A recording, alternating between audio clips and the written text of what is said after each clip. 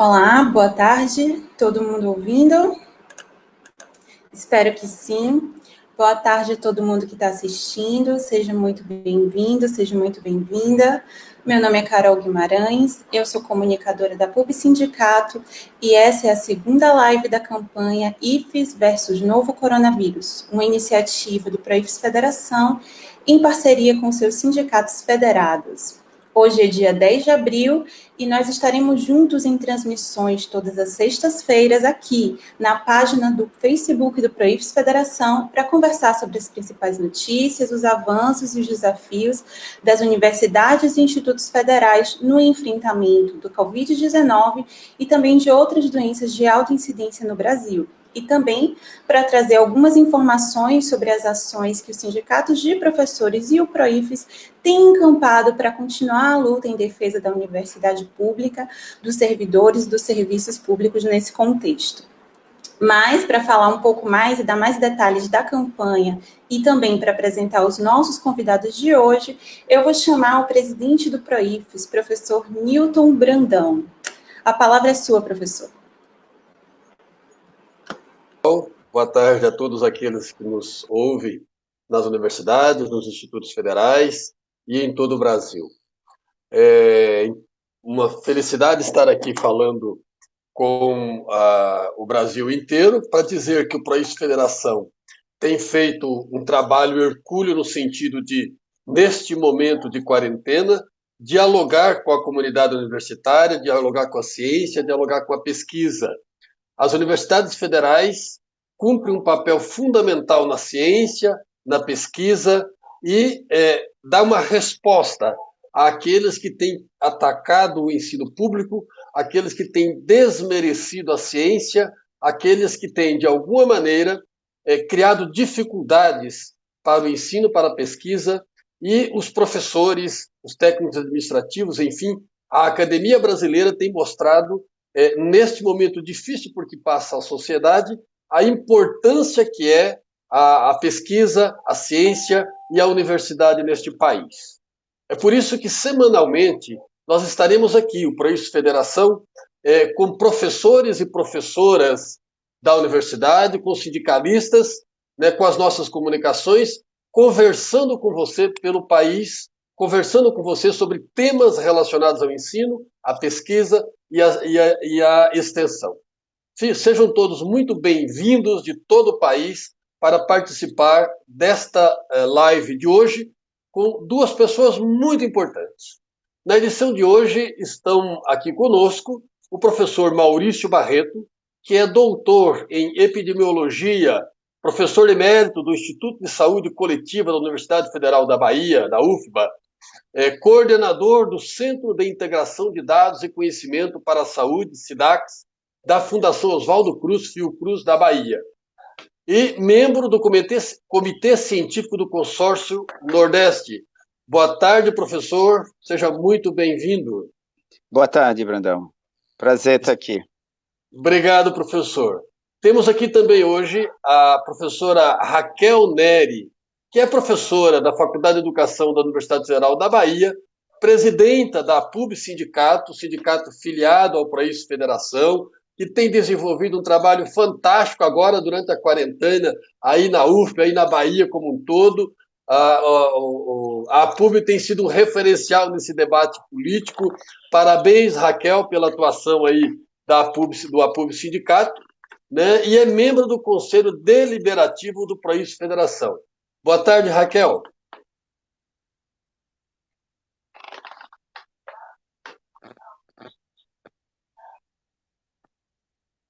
Pela disponibilidade de conversar com a gente. Quero dizer que estou muito honrada de dividir essa banca, essa mesa, né? Digamos assim, que a gente não abandona a nossa nomenclatura, né?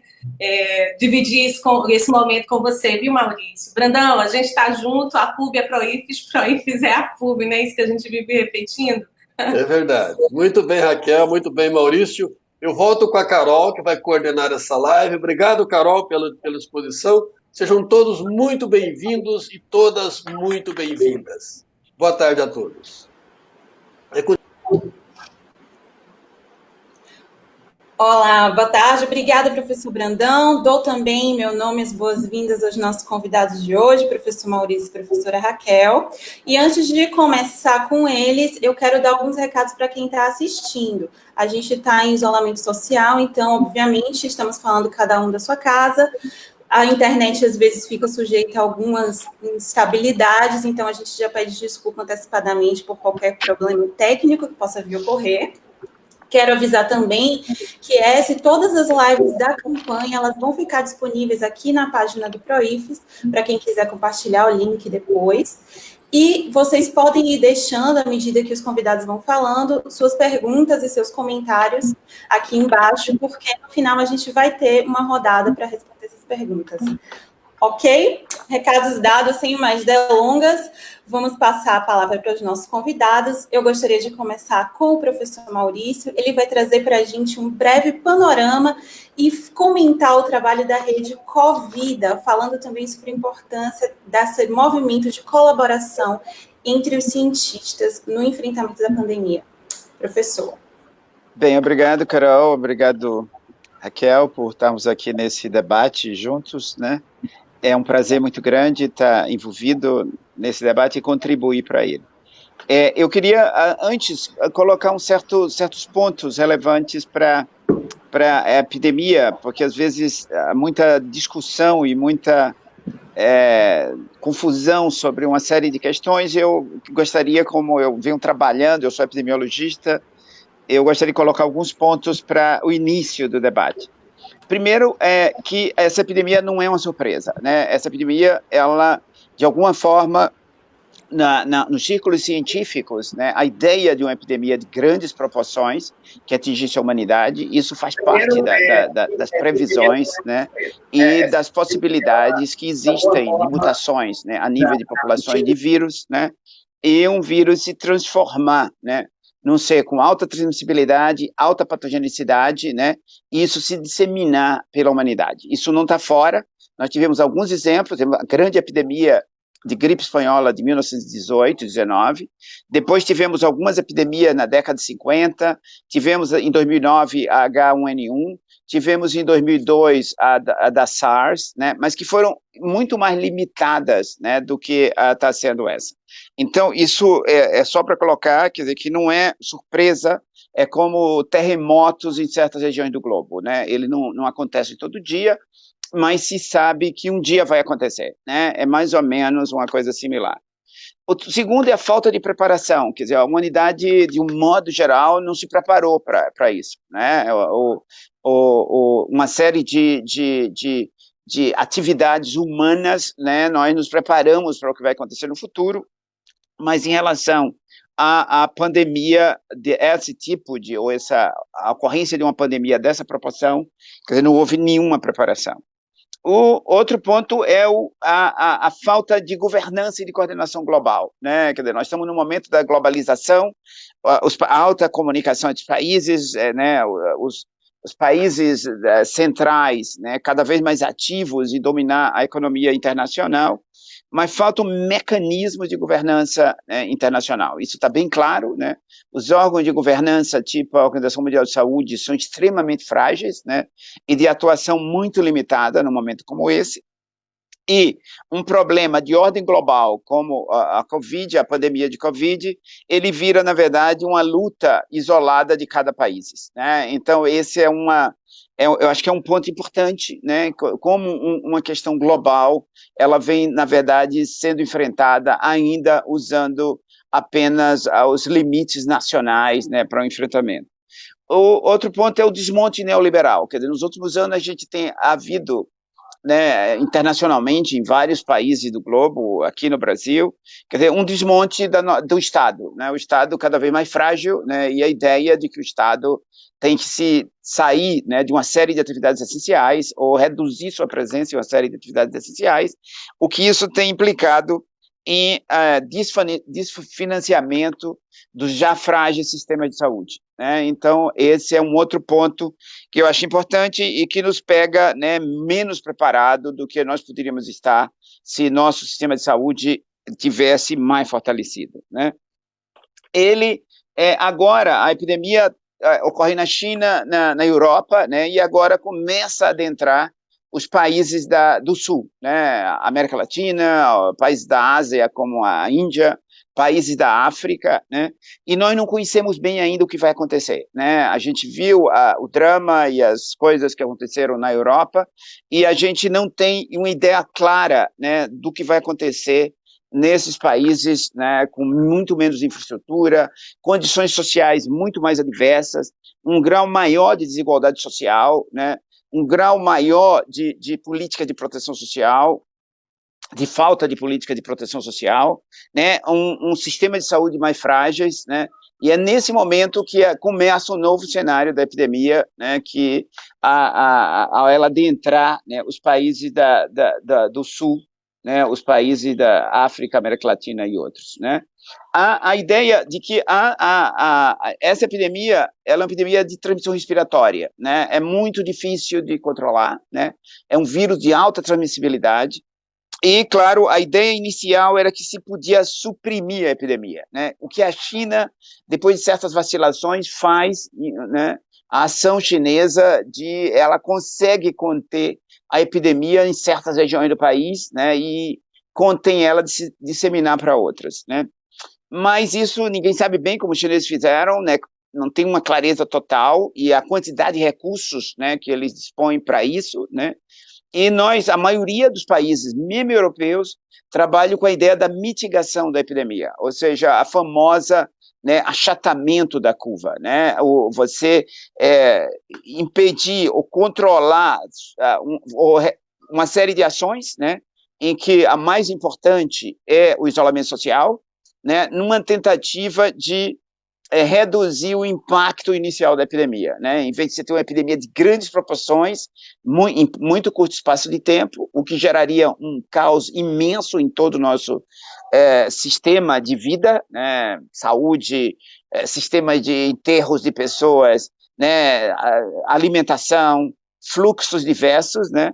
Você tenta reduzir isso para reduzir o impacto e alongar o impacto da epidemia, e haver mais condições de reação, de organizar a reação, né? Há uma necessidade imensa da ciência nesse momento, né? É uma epidemia nova, né? Nós conhecemos esse vírus há pouco mais de 4 meses, quer dizer, ele é conhecido a partir de dezembro do ano passado, né? Então, vocês imaginarem que é uma coisa razoavelmente desconhecida. Claro que já se conhecia uma série de outros agentes infecciosos que têm um comportamento similar, mas esse vírus propriamente e a forma de comportamento dele é uma coisa recente. Então, e seus efeitos também, inesperados, de grande proporção, né, geram desafios científicos e tecnológicos únicos, né?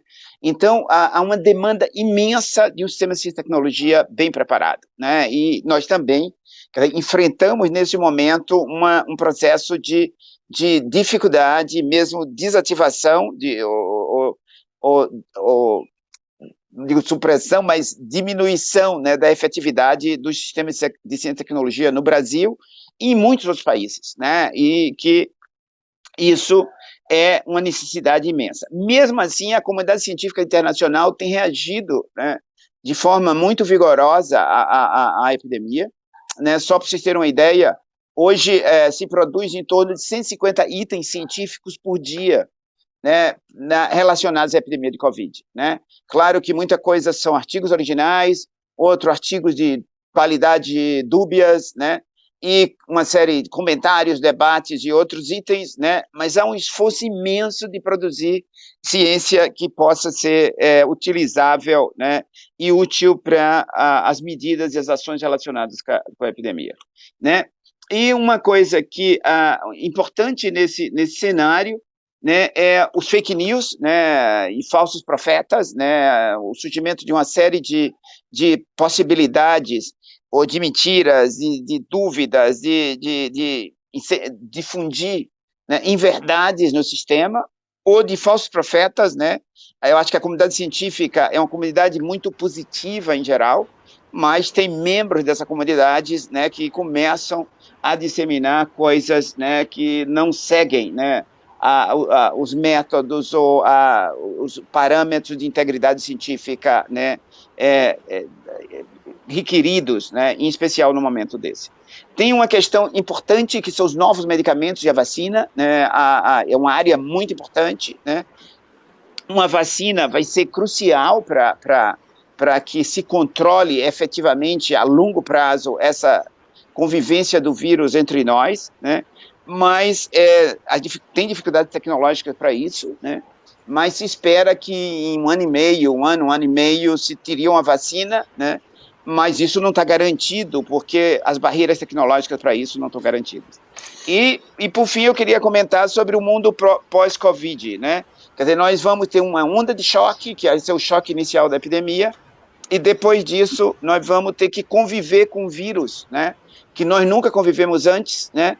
E ele vai nos afetar, né? Ele vai mudar, vai afetar em vários aspectos a nossa forma de viver, né, no planeta, né, porque ele vai estar presente entre nós, quer dizer, uma parte da população humana vai estar protegida, talvez, possivelmente vai estar protegida, mas uma outra parte não vai estar protegida e vai estar susceptível ao vírus, né, por um longo tempo, até nós termos uma vacina efetivamente capaz de controlar. Então, esse é um contexto, né, de pontos que eu acho importante para reflexão, e aí queria falar sobre a pergunta da Carol sobre a rede Covida.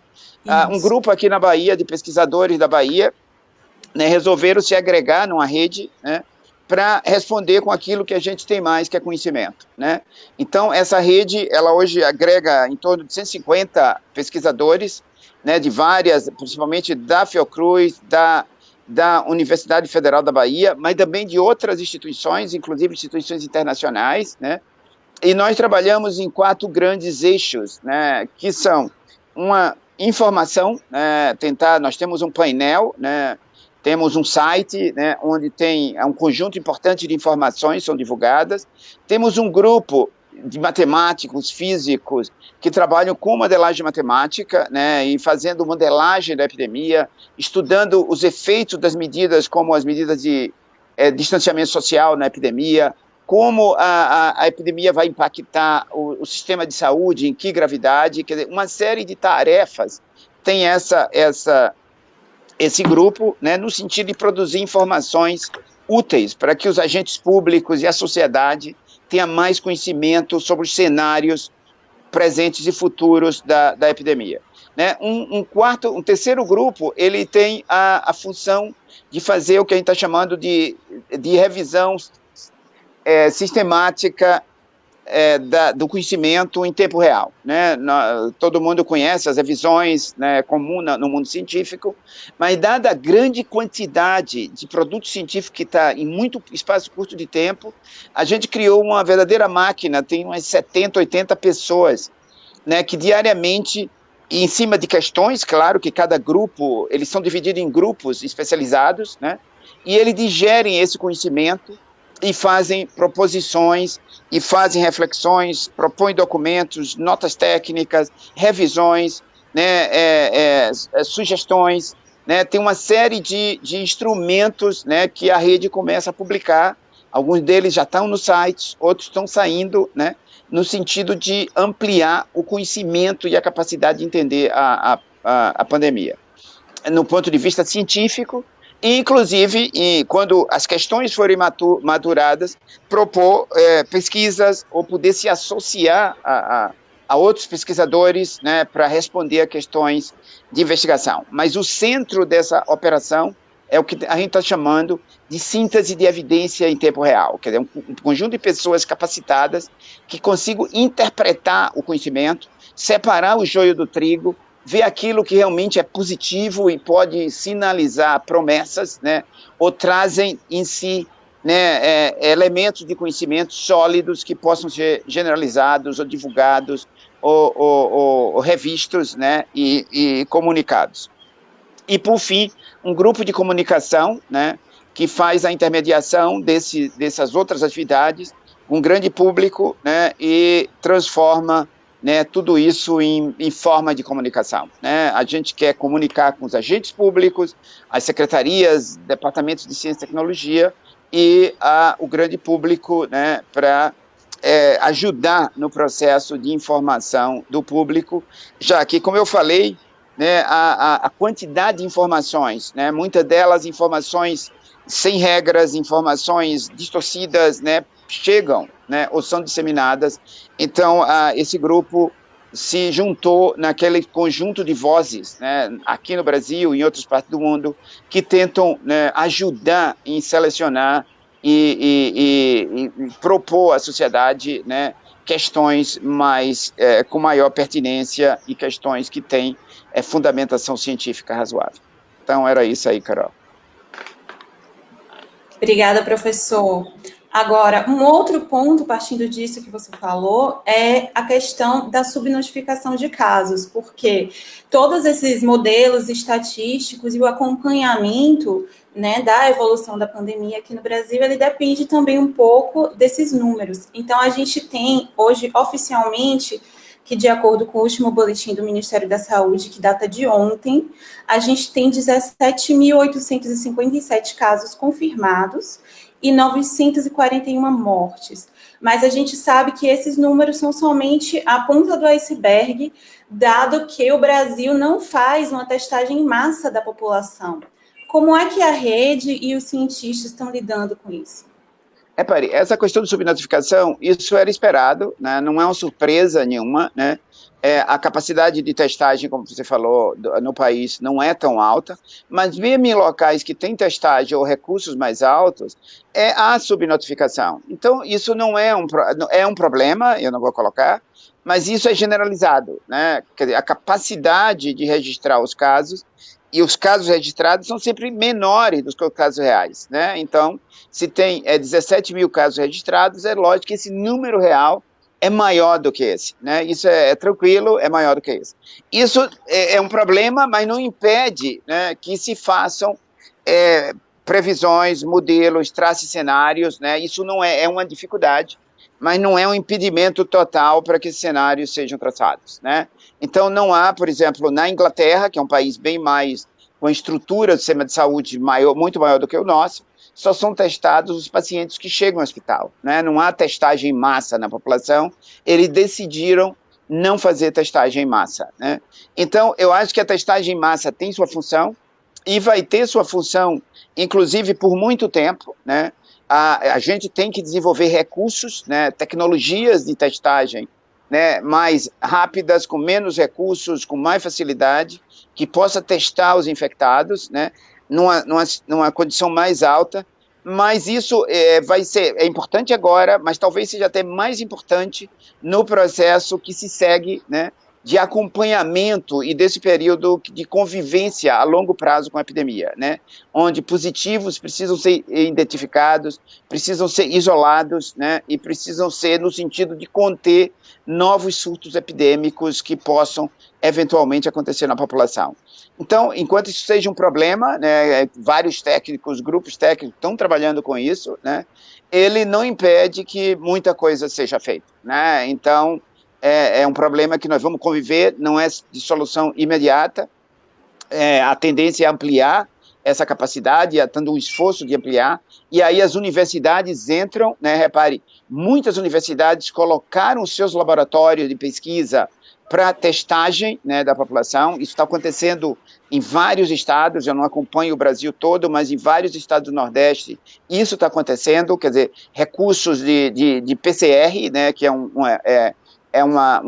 conjunto de aparelhagem que é usado muito pelos geneticistas, né, e outros tipos e outros modelos de pesquisa, né, muitas universidades estão disponibilizando esses recursos para entrar em recursos de testagem, né. Você tem outros limites, que é a produção de kits, né, a Fiocruz, os kits de PCR, aqui no Brasil, claro, deve se importar uma parte, mas a Fiocruz participa disso, de produção, está fazendo um esforço imenso de aumentar a produção, né? Então, há uma convergência de interesses que, nessa hora, os institutos de pesquisa, as universidades, estão tendo um papel a cumprir e estão cumprindo esse papel, né, de ajudar nesse esforço, né? Claro que esse esforço vai ser sempre aquém do que for necessário, mas as universidades estão tendo um papel importante e se juntar ao esforço do sistema de saúde de dar conta de um ponto crucial, que é aumentar a capacidade de testagem.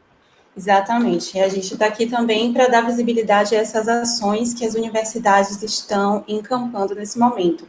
Agora, por falar nisso e por falar também em colaboração entre cientistas, eu queria trazer o assunto do Comitê Científico do Consórcio Nordeste. Para quem não sabe, o que não é da região, o Consórcio Nordeste é uma rede que os governadores dos 9 estados aqui desenvolveram.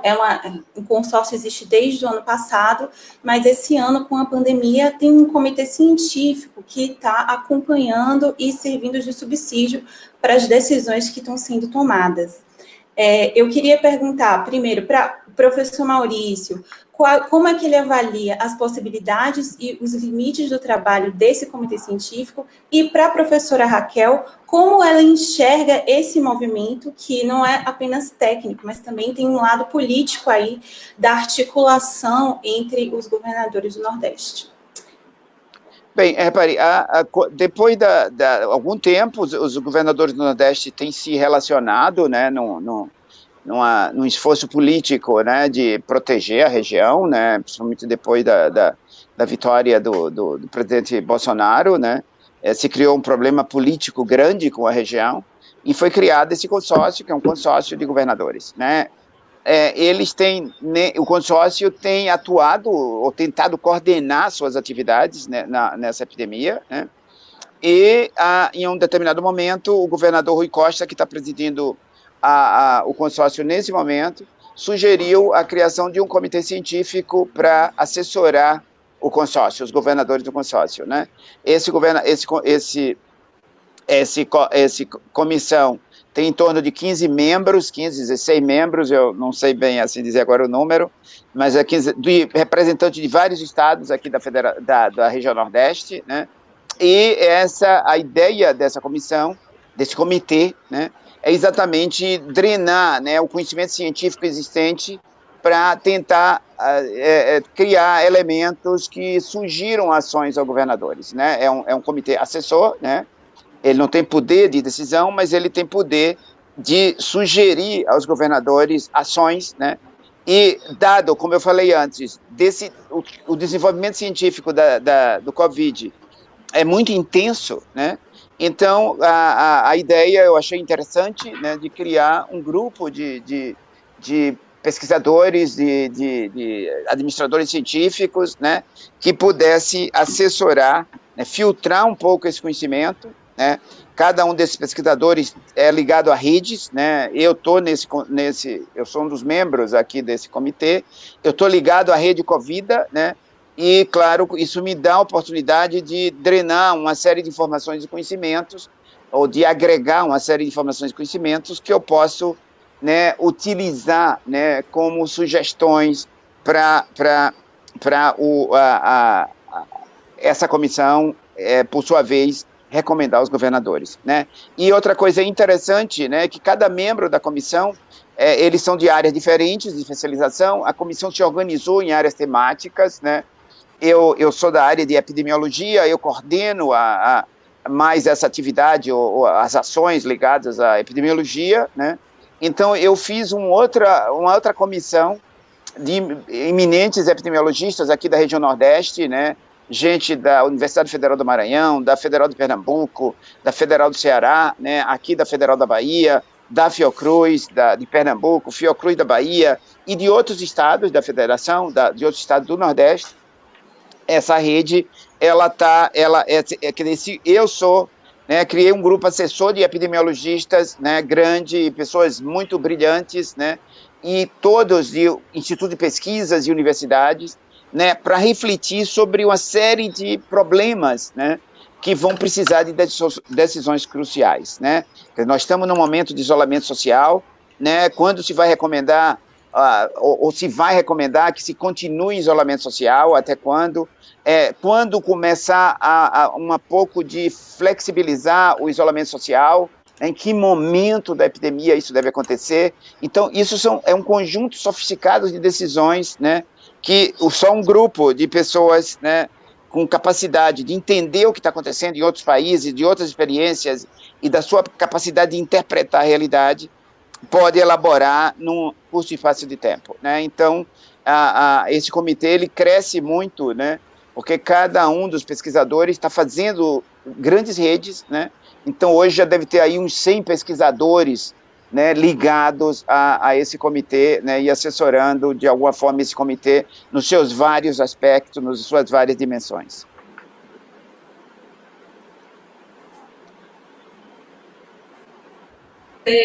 Impressiona muito esse dado que você trouxe de produção de 150 itens por dia, itens científicos, e essa rede, a qual a vida está tendo o papel também de filtrar, né, e fazer, drenar da maneira correta para os governos, né?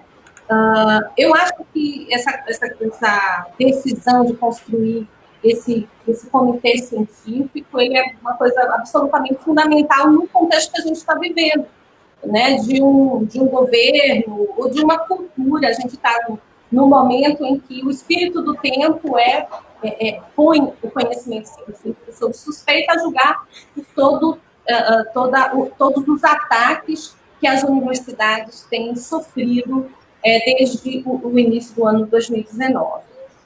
Os chefes de executivo, eles têm uma enorme responsabilidade em relação a quem ele representa, as populações a quem eles representam, e eu acho que, inclusive, a característica do Estado laico, né? A quem os governantes tomam conselho, né? Acho que a ciência é uma boa conselheira, isso é fundamental. Então, pareceres técnicos para praticamente todos os assuntos que dizem respeito à vida pública, à gestão pública, podem ser e são oferecidos pela ciência. E no caso brasileiro, a gente tem uma concentração dessa produção dentro das universidades. Então, eu acho que, respondendo a pergunta de Carol, o comitê científico, a iniciativa do comitê científico revela bom senso. Me preocupa, no entanto, e aí eu já vou elaborar uma pergunta também para Maurício, para o professor Maurício, me preocupa bastante o fato de que cada questão onde ainda não há muita certeza, isso é próprio da ciência, né? A ciência não opera com certezas absolutas, a dúvida é parte constitutiva da ciência. Em questões que ainda não há um consenso estabelecido, né? Até porque essas coisas levam tempo, decisões de governos acabem sendo influenciadas por posições políticas, né? Eu quero chamar a atenção e acionar um acontecimento desta semana, que está se encerrando hoje, que foi o fato de que o presidente do Conselho Europeu de Pesquisa, o Mauro Ferrari, agora no dia 7, isso é uma notícia da Folha de São Paulo, foi onde eu acessei essa informação, ele renunciou ao seu cargo em razão de não conseguir convencer Bruxelas, vamos lembrar que Bruxelas é a sede da União Europeia, né, a montar um programa científico em grande escala para combater a Covid-19.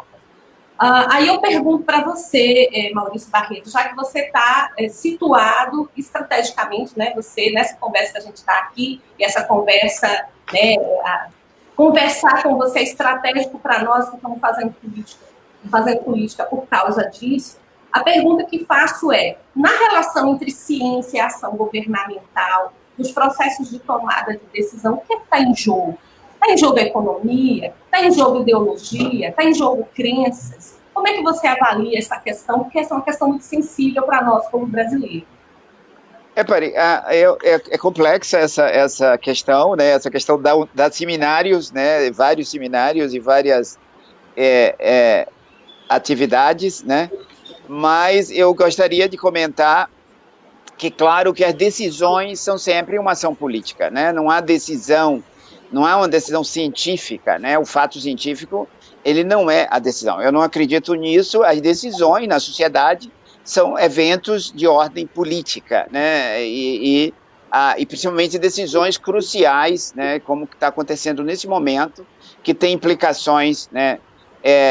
Direto na sociedade. Mas existe algum modelo de decisão que é científico, né? Então, por exemplo, se um medicamento é eficiente ou não é uma decisão científica, né? Se ele é eficaz ou não, é uma decisão científica.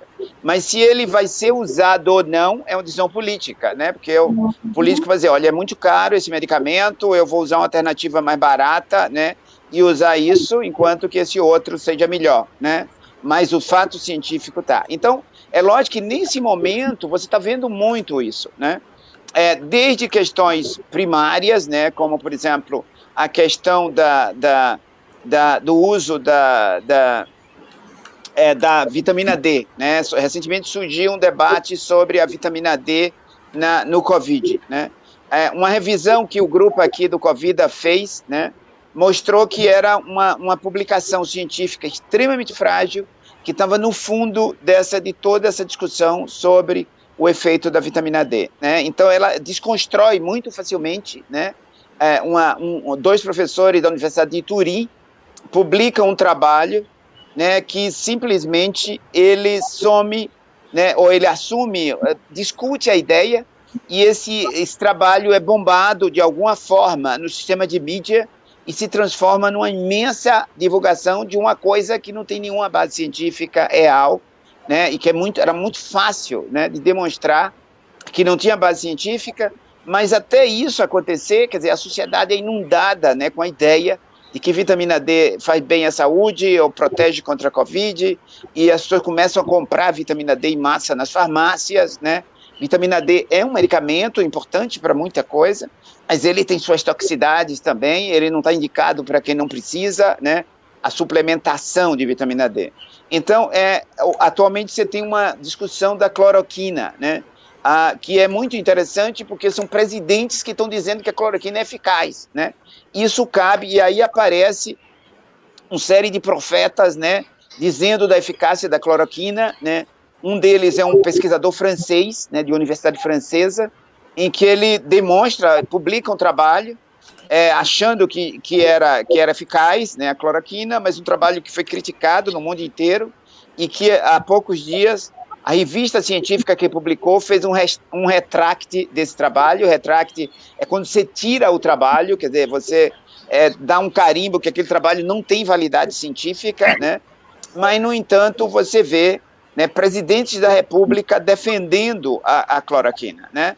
Então, há um problema, né, imenso na questão científica e num momento de crise como esse, né, ele se imiscui com a questão da política de forma muito nítida, né, e muito íntima, quer dizer, temáticas que eram típicas da comunidade científica, eles passam para a dimensão política, né, como a dizer que um remédio é eficaz ou não, quando isso era do espaço científico, né.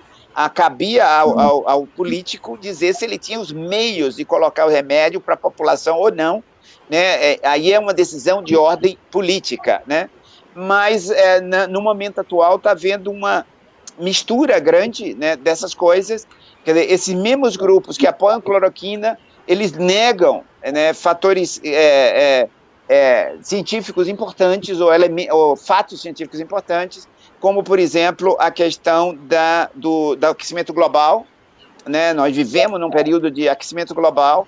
Quer dizer, essa mesma fonte que defende a cloroquina nega um outro fato que está na ciência e bem estabelecido na ciência, que é o aquecimento global. Então, começa a haver misturas, né, entre o que é o campo científico, o que é o campo político, que é complexo, né, porque isso tem uma influência imensa no debate público, né, isso confunde a opinião pública, né, e isso traz, claro, elementos complexos, né, no tradicional debate e relacionamento entre pesquisadores e decisores políticos, né? Pesquisador nunca foi decisor político e decisor político nunca foi pesquisador, né? Quer dizer, a ciência e as decisões deveriam ter fluxos, né, de relacionamentos, né, e não ter superposições como acontece em alguns momentos. Exatamente. Eu queria dar uma continuidade nesse assunto, porque a gente está falando tanto dos falsos profetas, quanto a gente vive num contexto de propagação de notícias falsas, e aí existe uma diferença entre o que é uma notícia falsa, evidente e fabricada, e o que é uma interpretação, muitas vezes, equivocada de um artigo científico ou de alguma coisa que ainda está em discussão e que ainda não existe consenso.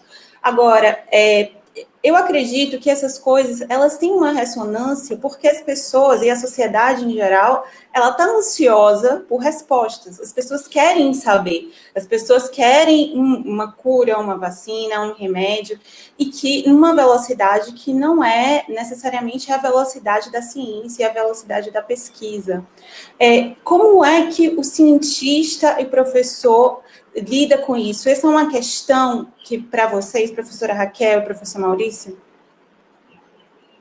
Bem, eu vou passar para a Raquel, que eu já falei muito. Comece, Raquel.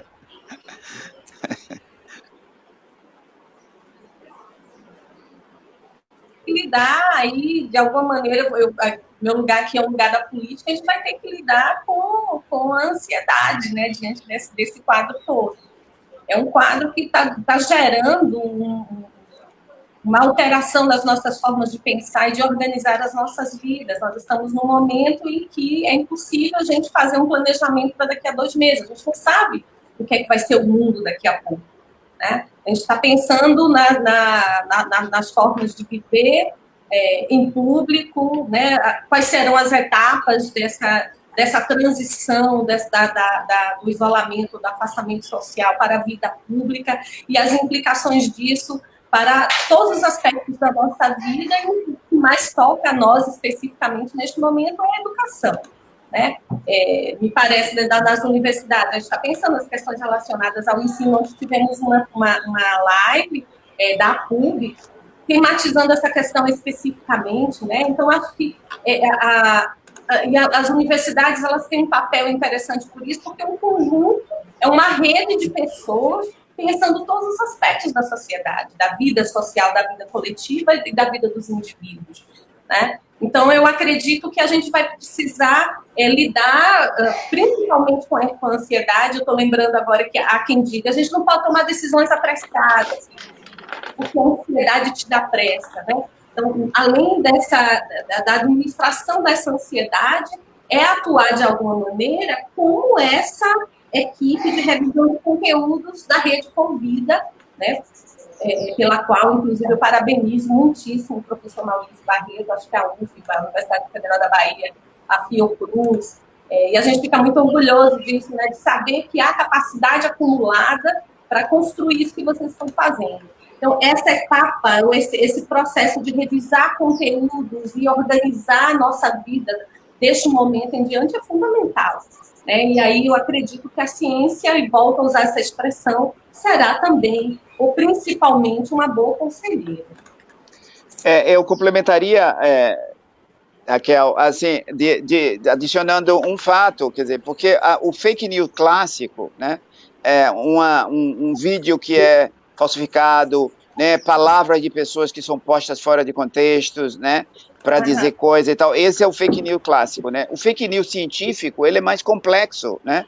Porque ele tem um elemento de autoridade, né, dentro disso. E eu acho que esse é um dos papéis da ciência. Nós fazemos ciência, mas também somos críticos daquilo que a ciência produz. É parte da nossa reflexão acadêmica, né, nosso papel acadêmico, né, rever coisas e fazer crítica daquilo. E nisso a ciência está sendo muito importante, né, para desfazer esse tipo de construção, né, que não tem sustento. Por exemplo, o debate da cloroquina, né, quer dizer, os círculos científicos, grande parte dos círculos científicos se posiciona contrário ao uso da cloroquina no momento atual, né?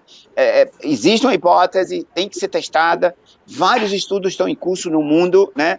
Tem que aguardar esses estudos para que se possa recomendar cientificamente o uso da cloroquina. Quer dizer, não pode haver uso sistemático dela sem ter uma base científica, uma evidência científica razoável. Alguns defendem o contrário, né? Mas grande parte da comunidade científica está se posicionando pelo uso, né, depois que saíram os estudos que estão sendo feitos em uma imensa velocidade, né? Mas a desconstrução dos métodos do que é publicado né? E aí eu volto para a questão da vitamina D, né? O grupo que reviu, ele teve que estudar toda a literatura de vitamina D, interpretar os fatos, né? Existem elementos de razões, né? Mas existem elementos, quer dizer, se aproveitou de certas razões de um fato científico, né? Para propugnar uma coisa que ele não tinha autoridade para fazer, que é o uso do COVID, da vitamina D no COVID, né? Então, você vê a sofisticação do processo, né? E isso só pesquisadores, trabalhando junto com comunicadores, né? Para desconstruir esse processo, porque nós, de alguma forma, é que conhecemos os métodos científicos e podemos fazer uma desconstrução e críticas, né? Quando os métodos científicos não são usados adequadamente, né? Sem falar toda a questão da integridade acadêmica, né? Nós prezamos, quer dizer, um dos grandes elementos, né, da prática científica é a integridade de nós pesquisadores, né? E eu acho que a maior parte dos pesquisadores são extremamente íntegros, né? Você pode ter aqui posições e tal, mas a integridade pessoal de agir é da maioria dos pesquisadores. Mas nós somos uma comunidade complexa, né? E tem pessoas que não seguem as normas de integridade, né? E se aproveitam situações desse tipo para se transformar em profetas, né, de um novo mundo ou propugnar coisas em que não houve respaldo científico para ele fazer aquilo. Claro que uma grande... Hein?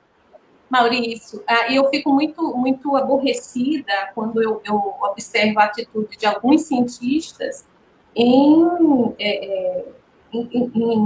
promover polarização naquilo que deveria ser um processo de construção do consenso. Exatamente, né? Mas às vezes esse dissenso, ele tem justificativa científica, né? Eu posso me opor a você num debate acadêmico, né, respeitoso, porque nós divergimos de interpretação, de análise e tal, né? Ou de como nós entendemos as evidências. Mas todos nós estamos agindo com boa intenção, mas às vezes as pessoas começam a atuar com más intenções ou com intenções não claras, né, no debate científico. Aí é muito complexo, porque aí sai da esfera científica, né? Aí entra num campo da própria integridade pessoal, né, da ética científica, da integridade científica, que é um problema, né, que existe, né? Todos nós sabemos que existe um componente disso, pequeno, mas existe, né? E claro que isso se agudiza nesse momento, como você falou, que as pessoas estão carentes de soluções, é lógico, há uma imensa ansiedade, né, generalizada, e as pessoas querem encontrar soluções, todo mundo quer encontrar solução.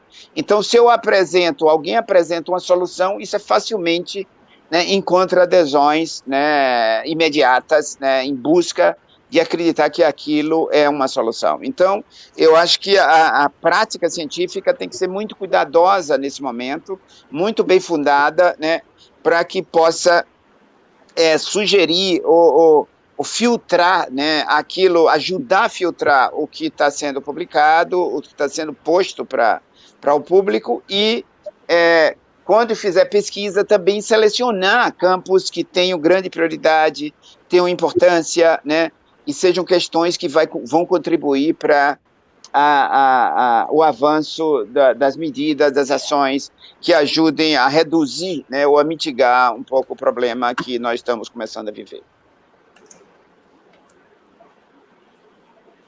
Carol, eu posso fazer aquela pergunta que a gente contou?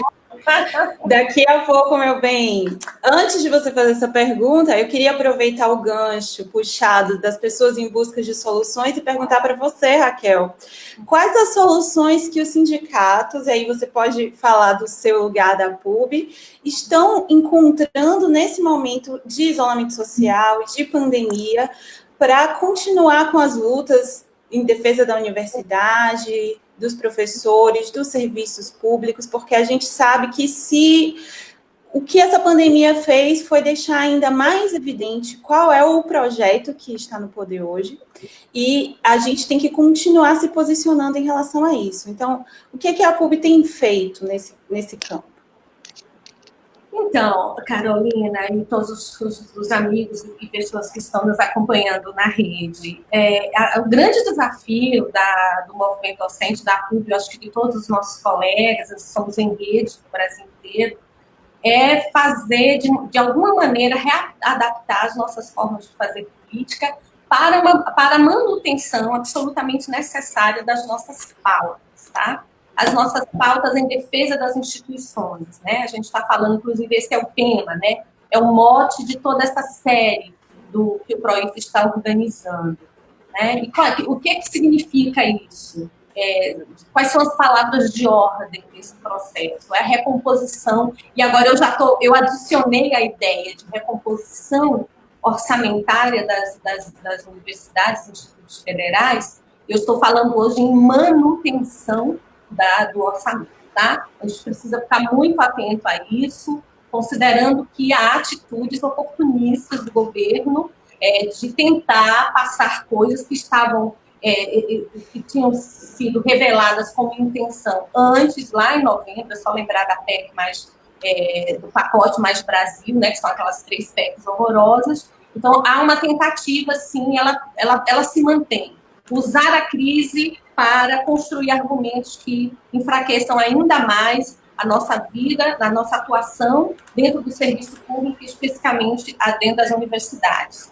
Certo? Então, defender a universidade, seu orçamento, a sua natureza, né, aquilo que ela faz, a sua complexidade, isso é fundamental nesses tempos. Outro desafio enorme que a gente tem é continuar fazendo aquilo para o qual a gente existe, para o que a gente existe. Os sindicatos, no caso específico dos sindicatos de professores, existem para representar os professores e as professoras. Então, como é que a gente continua fazendo isso no momento em que estamos isolados? É usar a plataforma digital, né? Então, é fundamental que a gente se mantenha conectado. As pessoas estão conectadas, né? As pessoas estão buscando interagir. Nós somos humanos, é natural que nós façamos isso. Então, a PUB, dentro das suas possibilidades, tem procurado fazer isso, construiu um hot site, né, que a gente está chamando de A PUB na Quarentena, para onde estão indo todos os nossos conteúdos, a produção que a gente tem feito, que são formas de expressar o nosso cuidado com os nossos colegas. Então, falando de saúde mental, de saúde física, a gente está aí com a colaboração de todo mundo, dos nossos professores, né, colegas nossos estão assim, se dispondo a gravar áudios, produzir textos.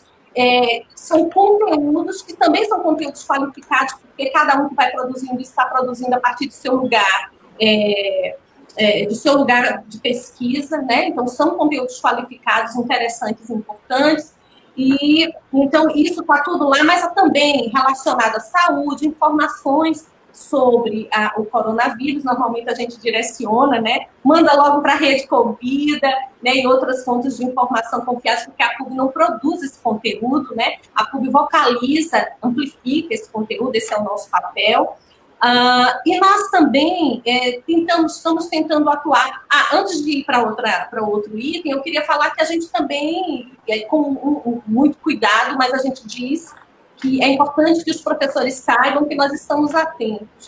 Há professores da Universidade Federal da Bahia, das outras universidades da Bahia, e, na verdade, universidades de todo o Brasil, que estão fora do país. E nesse momento em que as fronteiras estão entre aspas, fechadas, não porque as fronteiras se fecharam por razões políticas, mas pelo próprio efeito da pandemia nos processos de mobilidade. A PUB quer saber quem são esses professores que estão fora, se estão precisando de ajuda, o que é possível fazer dentro dos nossos limites, mas também considerando as nossas possibilidades. E também nós precisamos atuar em redes de solidariedade, né? Há coisas sendo feitas, na PUB se articula com movimentos sociais e com outras redes de pessoas que estão atentas às necessidades. A gente vive numa sociedade de profunda desigualdade social, e aí aquilo que no nosso cotidiano de normalidade ficava escondido, né, ou ficava silenciado, agora veio à tona. Então, a fragilidade social, a vulnerabilidade de uma massa imensa de pessoas vem à tona nessa situação, pessoas que não apenas, aí eu preciso também dizer isso, pessoas que precisam de água e sabão. O que é essencial nesse momento?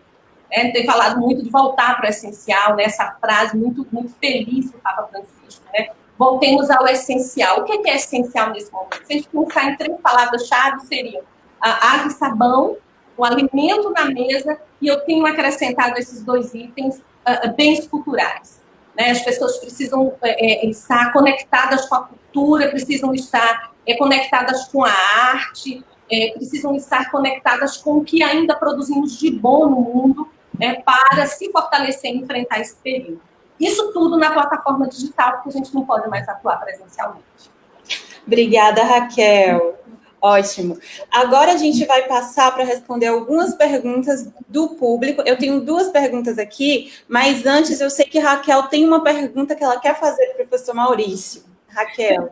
Então, Maurício, quando essa ideia de conversar com você surgiu, eu fiquei muito feliz de saber que você, não apenas pela iniciativa da Rede Convida, mas também de você fazer parte, contribuir, colaborar com o consórcio dos governadores. Eu lembrei que no fim de 2018, né, nós tivemos um evento aqui na Federal da Bahia, em que houve o lançamento dessa publicação da revista do Lancet, em que vocês falam, você fez parte da elaboração desse relatório, que fala da mobilidade global como sendo parte do futuro, apesar das leis e das barreiras. Né? Eu estou fazendo uma tradução livre do que está posto aqui na capa. Eu vou conectar isso com uma coisa que eu ouvi, que me chamou muito a atenção, de um importante articulista e psicanalista brasileiro, Contardo Caligares, quando ele analisa o vírus, a pandemia, como metáfora. Assim como, ao longo da história da humanidade, todas as pandemias e doenças, elas acabam funcionando como metáforas. Vamos lembrar da AIDS, que foi usada como metáfora do castigo divino para a homossexualidade, né? E ele acha, na posição dele, e aí eu quero abrir aspas, que não haverá, ele diz que a partir de um momento que estávamos no meio de uma extraordinária impulsão em direção a um mundo cada vez mais aberto, sem fronteiras, há um refluxo, né? E que é uma vontade apavorada de ficar em casa, entre familiares, poucos amigos, falando a mesma língua, as coisas de sempre. E ele diz, considere a Europa se fechando diante dos refugiados africanos e asiáticos, os Estados Unidos diante dos refugiados das Américas. Considere a Inglaterra do Brexit. Considere a volta dos patriotismos abstratos do mundo afora. Considere a estranha vontade de construir muros. No momento em que a gente tinha alcançado, né, um processo de ampliação do mundo, de abertura do mundo. Né? Como é que você, como cientista, e eu sei que os cientistas têm a visão lá adiante, que cenário é esse que você vê? Como é que você desenha um cenário possível do mundo pós-pandemia? Seria, então, um mundo fechado? Essa é uma questão complexa, né, e que nós vamos ter que pensar muito e refletir muito, né. Eu queria começar pelo relatório, já que você colocou, da questão dos migrantes, né. O processo chamado globalização, né, é muito estranho, né, porque há um processo de globalização do capital, né, há uma distribuição imensa o capital passa a ser, né, se espalhar pelo mundo mais intensamente, as grandes plataformas, né, do capitalismo contemporâneo passam a dominar e a ser dos traços centrais do capitalismo, desse novo modelo de capitalismo, né, os Uber da vida, os Amazonas da vida e outras, né, grandes plataformas digitais que passam a controlar, a indústria internacional se expande, né, mas, ao mesmo tempo, há uma retração política de um nacionalismo e um fechamento, que uma das características é o impedimento da movimentação de pessoas, né? Quer dizer, nunca se avançou na questão da movimentação das pessoas, e hoje se estima que tem no mundo em torno de 300 milhões de migrantes. Migrantes não é migrante dentro de países, é migrante entre países, né? Se estima que seja da ordem de 300 milhões de pessoas, muitos deles vivendo em condições extremamente precárias, né? Ou sejam como refugiados, ou em condições extremamente precárias. Então, em 2016, 2017, foi criada essa comissão para ver as implicações disso no campo da saúde.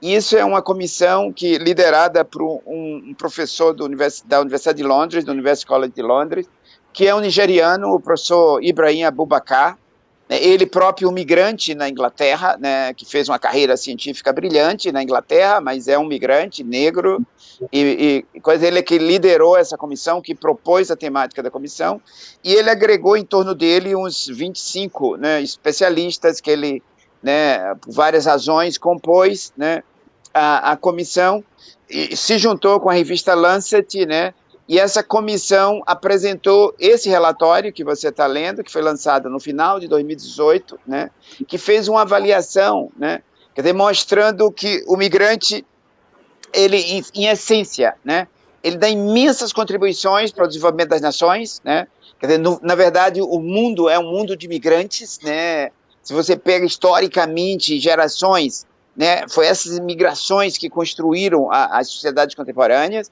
né, e ele continua a contribuir, eles não são disseminadores das doenças, né, então uma série de preconceitos, né, que se estabeleceu, né, para barrar a presença de imigrantes. Claro que isso se agudiza em grandes crises, né, a gente tem a crise dos sírios e de outras populações do Oriente Médio, né, que migram em massa para a Europa.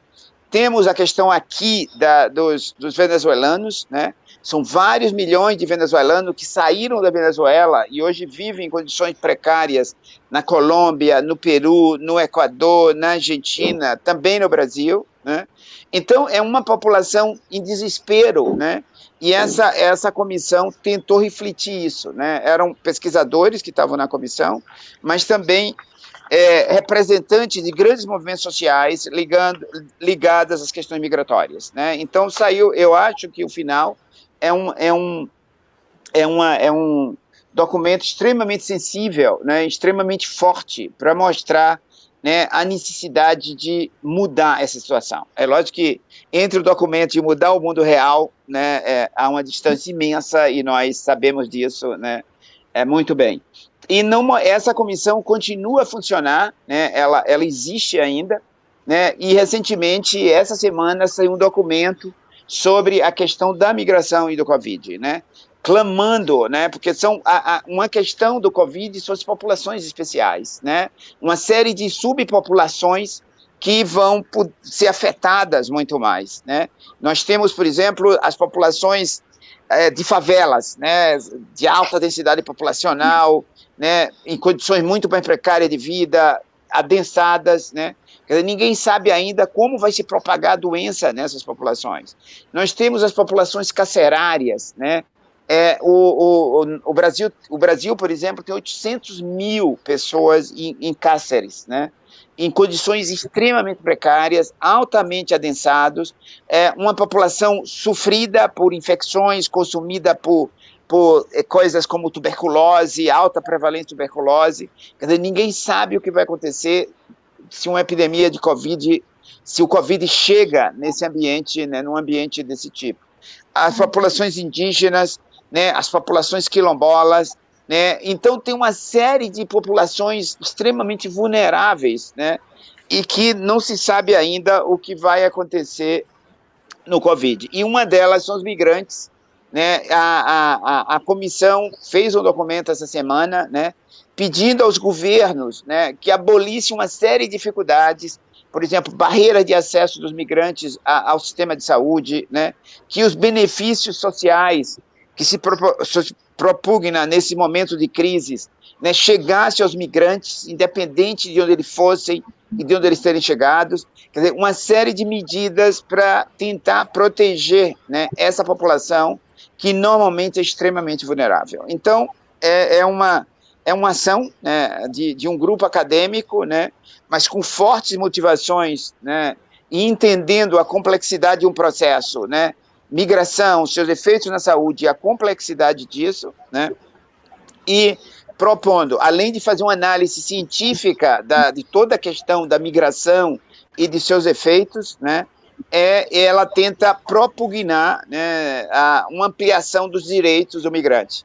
Né, participaram dessa comissão pessoas da área de direitos humanos, professores de universidades que trabalham na área dos direitos, pessoas da área legal, né, que trabalham com direitos humanos. Então, uma série de capacidades, né, que se juntaram e continuam unidos, né, no sentido de propugnar ações pela migração. Hoje, a comissão ela está se espalhando, né, ela está criando hubs em diferentes partes do mundo para ampliar a voz e fortalecer a voz, né, de uma questão importante na vida humana, que é a migração, e que todos deveriam ter direito, né, a migrar, né, da mesma forma que o capital flui, né, entre países, né, as pessoas deviam ter direito a fluir quando isso fosse necessário, né, mas, de fato, as dificuldades e as barreiras são extremas, né, para que haja a movimentação das pessoas. Obrigada, professor. Senhor, você já adiantou as duas perguntas que a gente tinha aqui, que era da professora Socorro Coelho, que perguntou sobre a comunidade carcerária, e da professora Dina Menezes, que perguntou sobre a comunidade indígena. Então, eu acho que, a não ser que você tenha alguma outra coisa a acrescentar, acho que já respondeu essa pergunta, mas, de qualquer forma, a gente já está se encaminhando para o final da live. Eu quero agradecer a participação do professor Maurício e professora Raquel. Quero lembrar todo mundo que na próxima sexta-feira, dia 17, vai ter outra live também nesse mesmo horário, das 16 horas. E passo para vocês dois fazerem suas considerações finais, deixarem seus últimos comentários de despedida. Eu só queria falar que é um prazer estar aqui nesse debate, e Raquel colocou uma questão do mundo pós-Covid, né? Eu só queria colocar o seguinte, que nós estamos apenas iniciando nossa vivência com o vírus, né? Vai ser o mundo, a presença desse vírus, até ter uma vacina definitiva que bloqueie sua ação, nós vamos ter que aprender a viver com esse vírus, né? Então, isso vai ter uma série de implicações na forma de viver, né, e em projetos políticos, né, porque muitas decisões estão no campo política, né, vai precisar de muita ciência, né, e de muito conhecimento para estabelecer, né, formas dessa convivência e de como, né, ações, né, definir ações sobre o vírus até termos, né, uma vacina definitiva, a necessidade de novos tratamentos, novas tecnologias de monitoramento, novas tecnologias de vigilância, né, da convivência com esse vírus, novos relacionamentos, novas interpretações e efeitos que tudo isso vai ter sobre nós, né, efeitos simbólicos, efeitos, né, em diferentes campos da nossa existência, né, e vai precisar de muita ciência, né, a ciência vai ser requerida mais do que nunca, né, para entender, né, os acontecimentos e para ajudar, né, em estabelecer essa convivência, né, de longo prazo que somente agora se inicia, né? Então, eu acho que esse é um desafio para nós pesquisadores, nós professores, né, envolvidos em processos de produção do conhecimento, interpretação do conhecimento, síntese do conhecimento, né?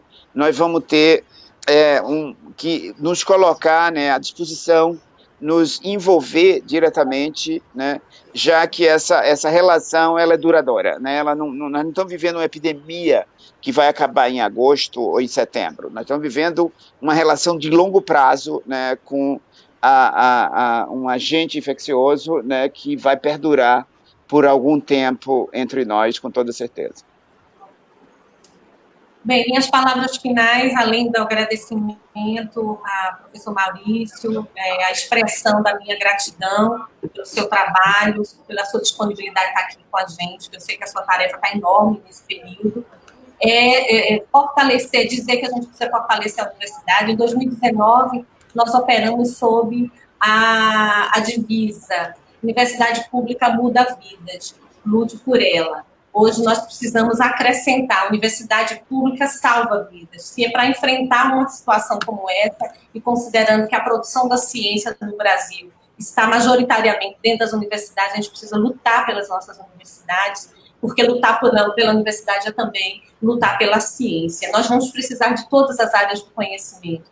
A predominância da ciência e tecnologia, da modelagem matemática, da comunicação, elas estão, digamos assim, na crista da onda, né? Elas são na superfície mais visível, mas a gente vai precisar de todo o arco das ciências mais duras até a parte de arte, cultura, tudo será necessário para fazer o enfrentamento a isso, e a gente então precisa fortalecer a universidade, precisa fortalecer os sindicatos, professores, se unam a nós, essa luta é enorme, e a gente fica mais forte se a gente estiver junto. Obrigada, Carol, parabéns a você, parabéns ao PROIFES, e a gente continua aí nessa mobilização.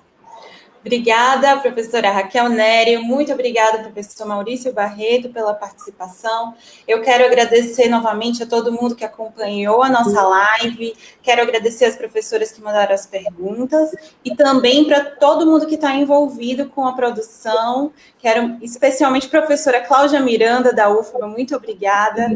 Quero agradecer meus colegas Bruno Divizia e Ana Soares, que estão comigo aqui nos bastidores. Como a gente falou no início, a live vai ficar salva aqui na página do PROIFES, também da PUB e dos outros sindicatos federados que estão compartilhando. Vocês podem ainda mandar esse link, vamos compartilhar coisas boas também pelo WhatsApp. E é isso, muito obrigada. Vai para o YouTube, Carol? Vai sim. Vai para o hot site, a PUB na Exatamente. No hot site, a PUB na quarentena vai estar lá disponível, também no canal da PUB no YouTube. Enfim, é isso. Obrigada. Fiquem em casa e viva o SUS e viva a Universidade Pública Brasileira. Até a próxima sexta. Tchau. Tchau. Tchau, tchau, tchau.